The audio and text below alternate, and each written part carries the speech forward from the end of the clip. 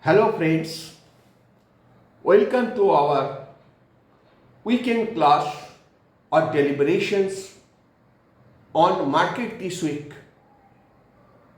and how market is expected to behave in the next week. These deliberations are made based on international and domestic factors. The basic objective of this video is to basically explain how market played in the current week and how market is expected to behave in the next week, based on which the shareholders, the investors can take suitable decisions which will be informed decisions. Friends, as you know, that the market is always impacted by several domestic and international factors. In this particular deliberation, I would like to highlight the important informations with regard to our Indian market. First, I will deliberate on international issue. Recently, Morgan Stanley has opined that India will register a GDP of USD 8.5 trillion within a period of 10 years. Mind that present GDP of the country is approximately USD 3.4 trillion. Within another 10 years, we are expecting to reach $8.5 trillion. Morgan Stanley has also opined that India reached to $3 trillion economy in a period of 31 years since 1991. But now, India is expected to have another $3 trillion within a period of next 7 years. This is a great and very hopeful information so far Indian investors are concerned. Morgan Stanley has also opined that India's economy will reach to a new high of USD 8.5 trillion based on 3 or 4 important factors. One, right implementation of GST. Second, most important, digital infrastructure which has been created based on Aadhaar. And third is basically on demographic benefits. As you might be knowing that about 65% of our total population, their age is below 35 years. These are the 3 factors which will help India to reach $8.5 trillion economy within a period of 10 years. Next important factor is US CPI, that means US inflation rate. We have got the latest figure and it is very hopeful that US inflation rate has reduced to 7.7% in October 22. It's a very good news for all emerging economies, because if US inflation rate comes down, then Fed's interest rate will also come down, and if interest rate comes down in US, obviously the investment of FII in the emerging economies will continue. As you might be knowing that India gets huge amount of FII investments, and it is directly linked with the US Fed interest rate. If the interest rate increases, FII sells their investments and take the money back to US and invest in US Fed. But if interest rate comes down or stable, then obviously the investment will continue with the emerging economy. So you must have seen in today's market has taken it in a very right format, and India's Sensex and Nifty has touched a new high. That is a very important and hopeful information. Next important international information, which is very important for everybody, whether India, Bangladesh, Pakistan, and that is oil price. Now, crude oil price today is hovering in the range of 95 USD per barrel. When I came out in the last session, that time, if I remember, the price was around $97. So there has been a reduction of $2 per barrel. India consumes 48 lakh barrels of crude oil per day, and 85% of the crude oil is imported. Therefore, reduction of oil price will be a bonanza to the whole economy. Of course, we expect more reductions because India's Union Finance Budget of 22-23 has been prepared based on oil rate of $65 to $70 per barrel. Friends, now let us come to India. Now, if you review the second quarter result of all major listed companies, you find a mixed picture. While IT and banks have shown a robust performance, but certain areas like in FMCG, metal and automobile, etc., the result was mixed one.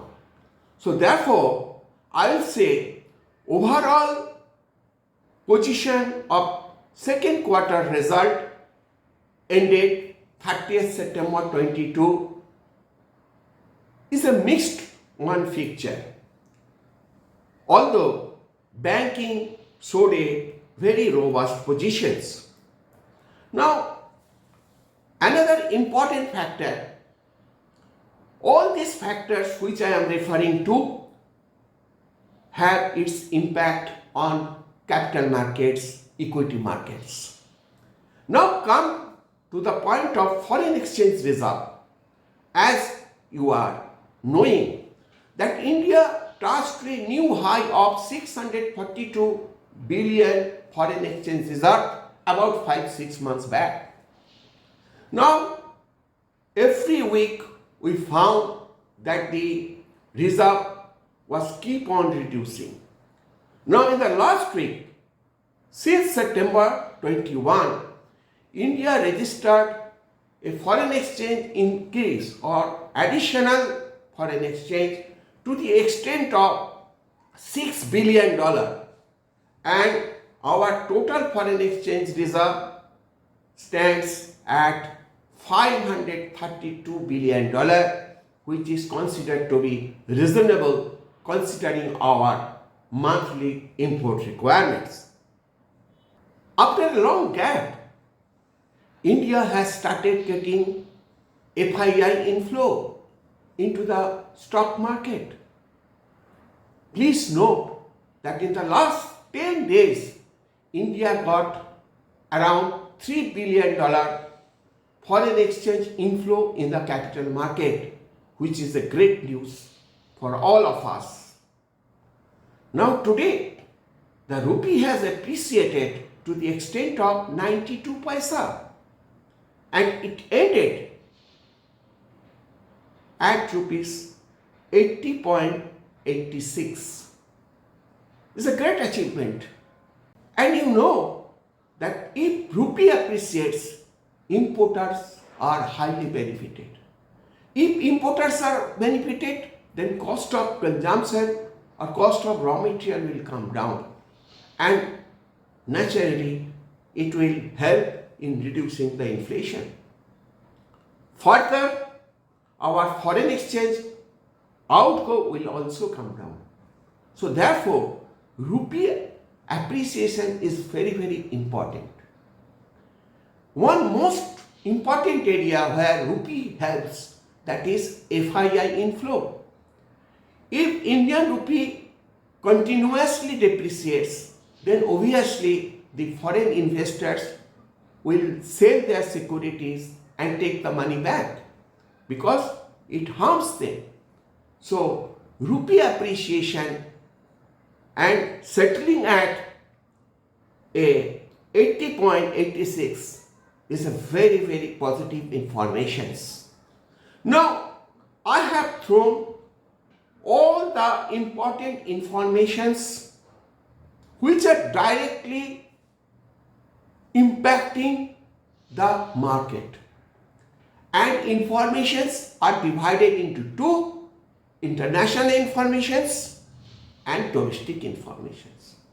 Based on these informations, we are of the opinion that next week will certainly be a week of hope, because all economic parameters barring certain areas are all going towards the right directions. And with the implementation of the digital currency and India's chairmanship in G20 countries will also be another impetus to the whole country and also to the economic situation of the country. Friends, we do not basically suggest for buying any security or selling security. We are not competent. But from this particular session, I will try to explain you how to identify a fundamentally strong company. For common investors who do not have complete knowledge about reading balance sheet, about financial positions, economic factors, etc. There are many ways to find out a fundamentally strong company. But in this particular week, I have identified 3 companies which, according to my view, they are fundamentally very strong. Which are those companies? Number 1 is UPL. Second company is Larsen & Toubro, and third is State Bank of India. Now, you can ask me a question: on what basis you have selected these 3 companies as a fundamentally strong companies? Now, there are many ways to find out. You have to see their industry, how the company is doing, profitability, various other reports. But a very common method which you can practice or use, that is moving average. Again I write moving average. Now I will try to explain it. All the 3 companies. UPL, that ended today at 767 rupees per share. Now if you see this company's moving average, I am telling you, last 10 days moving average is 736. Last 20 days moving average is 713. Last 50 days moving average 712. Last 100 days moving average is 710. And last 200 days moving average is 739. And today's price 767. It is continuously increasing. 739, 710, 712, 713, 736, 767 ended today. Next comes to the Larsen & Toubro. Today's price 2006. Now let's go. 10 days moving average. No, today's price is 2011. 10 days moving average 2006. 20 days moving average 1958. 100 days moving average 1823. 200 days moving average 1779. Again I am telling you, 1779, 1823, 1928, 1958, 2006, 10 days average, and today's price is 2000. If you see that the current price is always more than the moving average price. Now let's come to this SBI.